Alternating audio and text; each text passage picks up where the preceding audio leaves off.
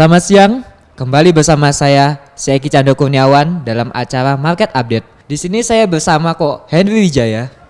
Selamat siang Selamat siang Eki. Nah, apa sih yang akan kita bahas hari ini Kita akan evaluasi dari fluktuasi market saat ini, apa yang menyebabkan market kita saat ini bergerak dalam range yang menurun. Kalau gitu kondisi pasar saat ini seperti apa sih Saat ini IHSG ditutup 1,029%,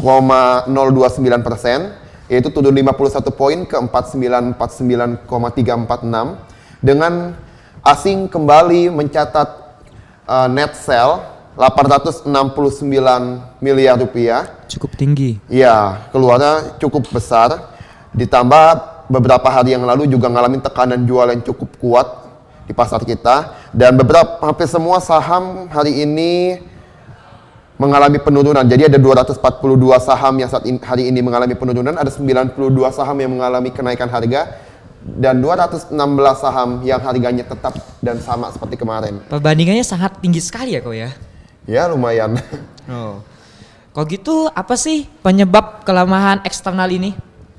Kalau dilihat dari sisi eksternal, sesungguhnya saat ini banyak hal yang dikhawatirkan, terutama dari ancaman deflasi di Eropa. Jadi Eropa saat ini mengalami deflasi, perlambatan ekonomi, dan beberapa waktu yang lalu kita banyak dengar bahwa Presiden European Central Bank (ECB) akan coba melakukan segala cara untuk melakukan stimulus ekonomi kepada Eropa. Namun beberapa waktu lalu dikatakan bahwa pembelian obligasinya hanya pada pembelian obligasi tertentu. Nah, ini menyebabkan market kita juga ikut mengalami psikologis yang negatif.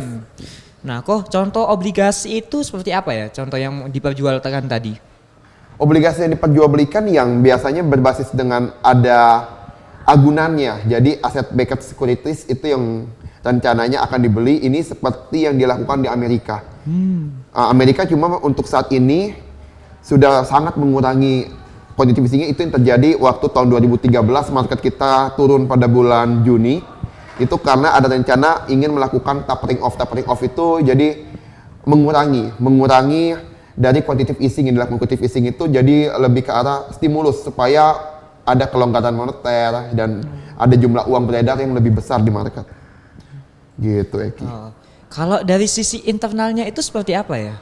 Dari sisi internal, kita banyak kena berita bahwa saat ini kita bisa lihat bahwa suku bunga kita cukup tinggi. BI rate saat ini menunjukkan data 7,5%, sedangkan inflasi kita sesungguhnya lagi rendah. Nah, ketika inflasi rendah, seharusnya banyak analis berharap bahwa BI rate ini diturunkan. Penyebabnya karena sebentar lagi ada wacana di Amerika akan mengalami kenaikan suku bunga. Dan kalau suku bunga Amerika naik, dan kita suku bunga saat ini 7,5% dalam level yang cukup tinggi, apa yang akan kita lakukan untuk menghadapi capital outflow yang akan nanti terjadi? Nah, karena itu para analis inginnya bagaimana jika suku bunga diturunkan, numpung inflasi kita lagi rendah. Tetapi realitanya kita menghadapi defisit neraca perdagangan yang masih terus menghantui dari perekonomian kita, karena subsidi BBM masih besar, konsumsi BBM kita besar. Karena itulah ada wacana ingin melakukan pengurangan subsidi. Karena import banyak dari import minyak ini membuat mata uang kita juga mengalami pelemahan, ditambah capital outflow dari market itu sendiri. Dan juga kalau kita lihat dari segi dari politik, yang kemarin terpilih sebagai ketua DPR maupun dari jajarannya itu kebanyakan dari partai oposisi. Jadi oposisi dari pemerintahan Jokowi sebagai presiden terpilih. Nah, ini membuat market khawatir apakah nanti akan terjadi ketidakseimbangan. Iya, waktu nanti program-program Jokowi mungkin agak dihambat atau seperti apa, itu terjadi kekhawatiran sehingga memang perlu waktu untuk membuktikan bahwa hal itu tidak benar. Namun ya itu nanti kembali lagi kepada kebijakan-kebijakan dan bagaimana kerjasama antara politikus di negeri ini. Itu sangat berpengaruh sekali ya kayak itu ya Pengaruh sekali memang, karena kan politik itu akan mempengaruhi ekonomi itu sendiri. Gitu. Pasti. Oh iya berapa sih support harga IHSG atau indeks harga saham gabungan? IHSG saat ini memang mengalami penurunan cukup dalam sepanjang minggu ini ya. IHSG bergerak di kita lihat sebentar.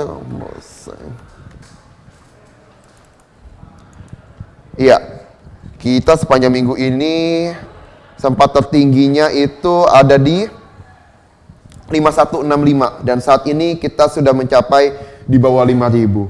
Nah, kalau kita lihat sekilas dari penurunan yang cukup besar ini, kalau saya lihat supportnya itu ada di 5014 sampai dengan 4835 support terdekatnya.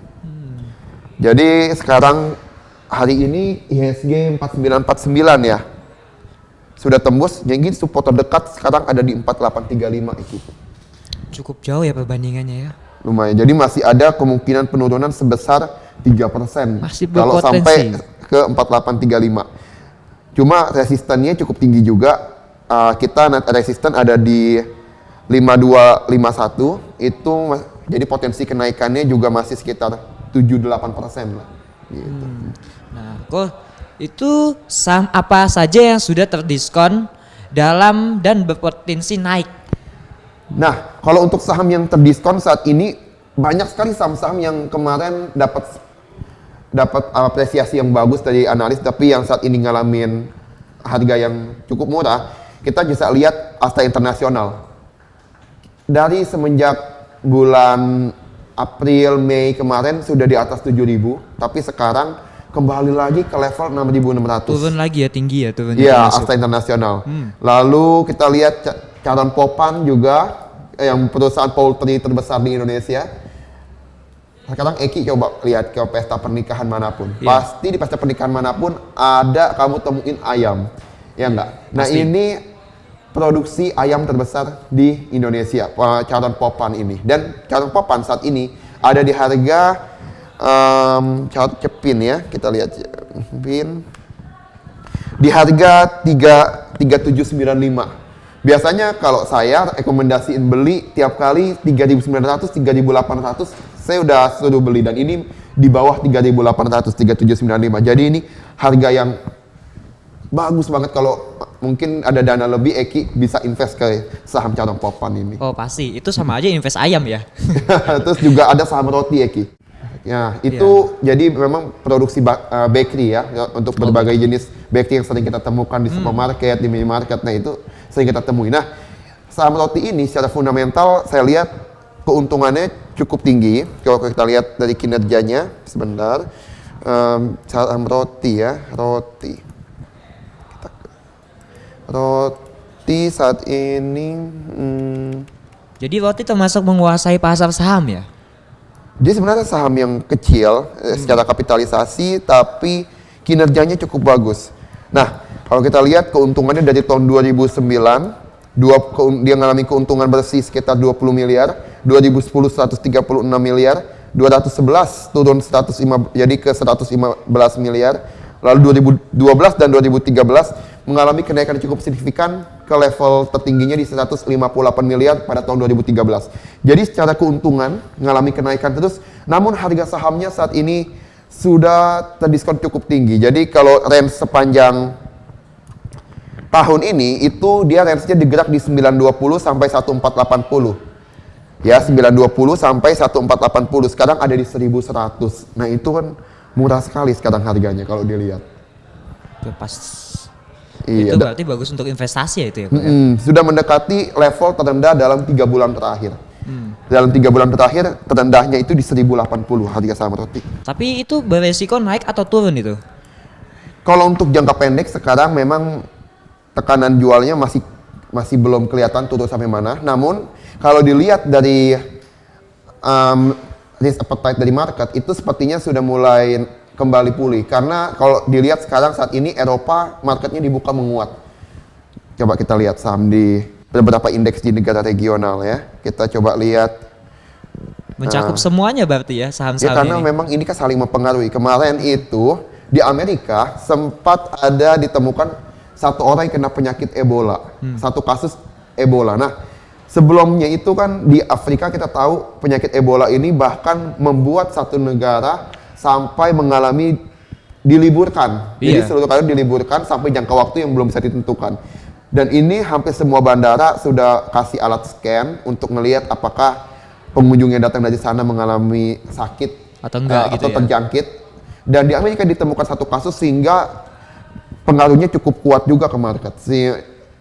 Kan kalau sampai apalagi ditakutkan menyebar di Amerika, Wah, tambah bagaimana bahaya. apa yang terjadi? Iya, karena Amerika itu kan GDP dan pengaruh ekonominya sangat kuat. GDP-nya saja tertinggi di dunia. Jadi memang pengaruhnya besar ke market. Baik, indeks Eropa saat ini dibuka dengan cukup variatif.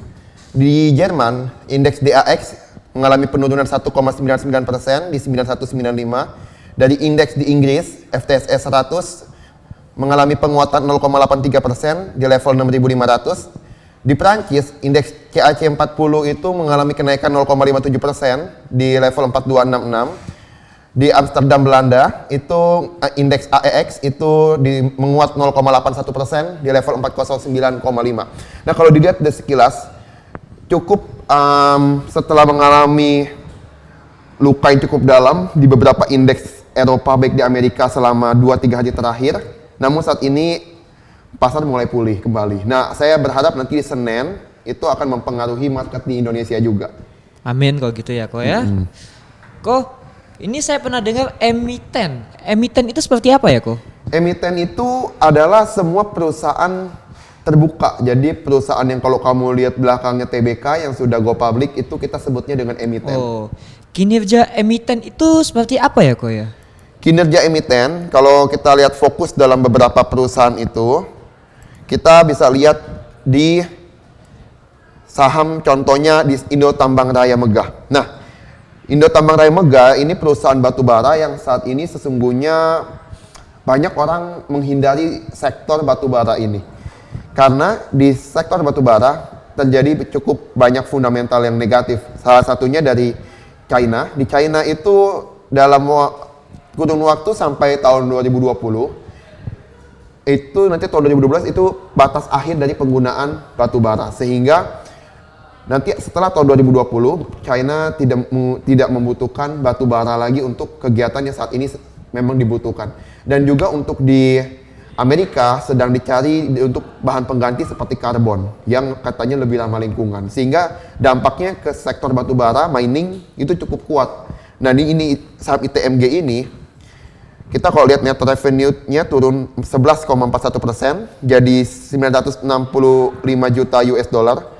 Operating net profit-nya naik 5,73% menjadi 144,735 juta US dollar.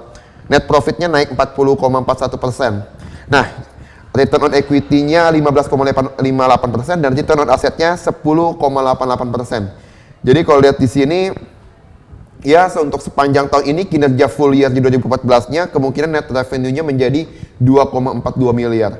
Jadi kita coba target price-nya menurut dari Bird Weekly yang ada di data MNC Sekuritas itu target price-nya di sekitar 31.300.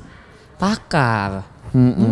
Nah, yang kedua itu kita bisa lihat di fundamental saham Inco. Jadi ini perusahaan nikel, PT Vale Indonesia. Target mungkin akhir tahun ya, target price di akhir tahun itu 4.500 menurut data Bird Weekly ini. Dengan kinerja kuartal 2 itu net revenue turun minus 4,59%. Lalu operating profit naik 47,68%, return on equity-nya 3,81% dan return on asetnya 2,93%. Nah, sekarang kamu bayangin harganya itu 3.400 dan target harganya diperkirakan akan 4.500 di akhir tahun. Tinggi banget. Ya, lumayan. Pertumbuhannya masih cukup tinggi. Nah, hitung-hitung masalah uang nih kok. Ini pertanyaannya bagus. Pernah dengar nggak dividen kalender? Dividen kalender. Nah, itu kan sama aja kayak gajian ya ibaratnya ya kok ya. Nah, di situ saya mau tanya kok. Dividen kalender itu kan itu tanggal berapa itu dibagikannya biasanya kok? Kalau itu sih digantung perusahaannya sih, setiap perusahaan berbeda-beda untuk pembagian dividen. Cuma untuk yang Jarak dekat ini? iya yang terdekat ya, kita akan coba lihat dari beberapa emiten itu baik.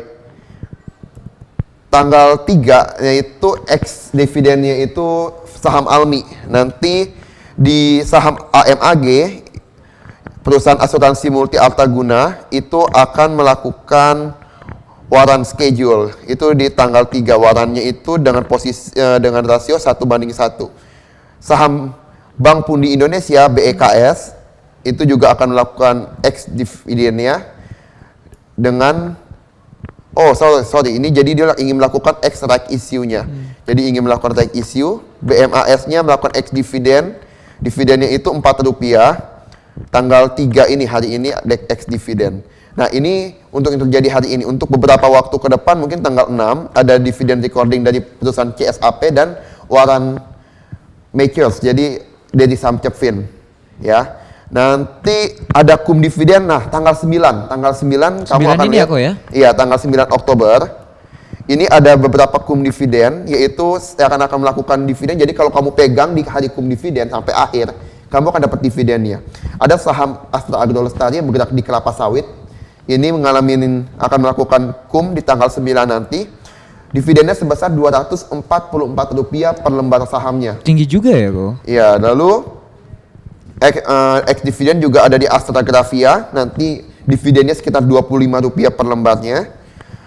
Ex dividen juga nanti ada di Astra Auto Parts, itu tanggal 9 nanti dividen, kum dividennya Rp24. Jadi bedakan kum itu adalah hari di mana kamu kalau pegang saham itu sampai penutup, kamu akan dapat dividennya. Ex dividen adalah saat kamu beli, kamu udah nggak dapat dividen itu lagi. Jadi udah masa expirednya gitu ya. Nah, tapi dulu ya kok. Tadi ada perbandingan rasio tadi, rasio perbandingan 1:1. Itu maksudnya seperti apa ya? kalau untuk melakukan right issue 1:1, jadi bisa dikatakan kalau right issue, jadi kalau kamu punya satu saham, kamu diperbolehkan membeli satu saham lagi, jadi dikasih hak memanfaatkan efek terlebih dahulu. Atau misalnya dalam kejadian, misalnya ada namanya stock split. Kebijakan stock split itu adalah di mana saham itu harganya akan jadi lebih kecil, namun jumlah lotnya bertambah. Jadi contoh misalnya Eki punya saham Astra dulu, harganya 80.000 per lotnya. Nah sekarang Eki punya saham Astra 10 lot, tapi harganya jadi 8.000. Nah itu kebijakan stock split. Itu dibilang rasio 1:10. Kebalikannya itu ada namanya stock reverse. Stock reverse itu seperti saham beberapa saham yang kemarin terjadi itu di Friend ya. Friend itu stock reverse misalnya 1:5. Ya, jadi 5 saham dijadikan satu. Nah, seperti itu. Jadi dulu misalnya punya harga 50, sekarang kamu punya harga 250 karena 5 lot dijadiin satu. Transformasi gitu, ya, Bro ya. Iya. Mungkin cukup sekian ya kok ya pertanyaan dari saya ya. Iya, terima kasih Eki. Makasih banget loh, saya makasih kok karena Iya. infonya sangat membangun sekali ini. Jadi gimana kesimpulan dari pembahasan kali ini kok?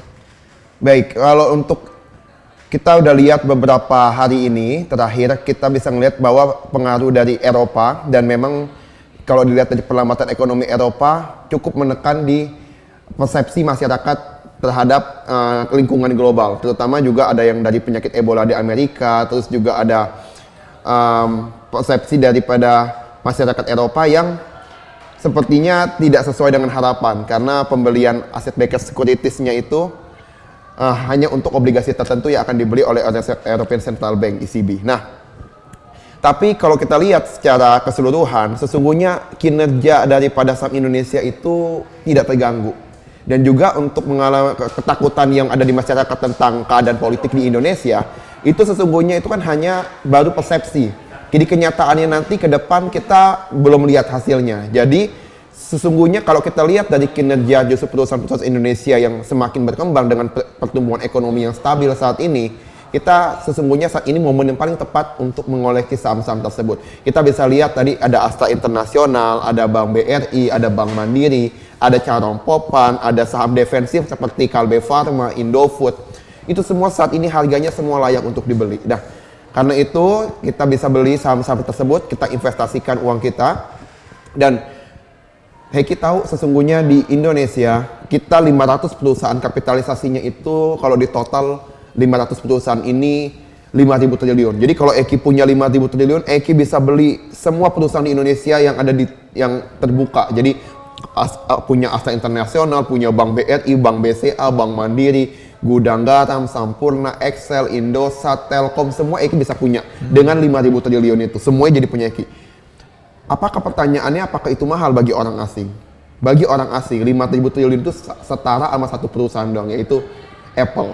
Nah, perusahaan Apple kalau ditukar, dijual, dia bisa beli semua saham di Indonesia. Nah, itulah makanya ke depan dengan adanya nanti wacana masyarakat ekonomi ASEAN, kita bisa lihat bagaimana potensi Indonesia ke depannya, saham-saham kita itu sangat dilirik oleh investor asing. Dan itu saya katakan sangat layak untuk saham Indonesia itu dikatakan sebagai saham yang sangat menarik. Karena dari segi keuntungan dan dari pertumbuhan ekonomi kita semua lebih tinggi, dan bahkan kita dalam beberapa tahun terakhir adalah 3 negara yang dengan pertumbuhan ekonomi tercepat di dunia. Selain dari kita bersaing dengan China dan India. Gitu, Eki. Jadi Ukridian, jangan pernah takut untuk berinvestasi. Jadi, makasih ya Ko ya atas pembahasannya kali ini Ko yang sangat luar biasa. Sekian market update kali ini. Sampai jumpa di lain kesempatan.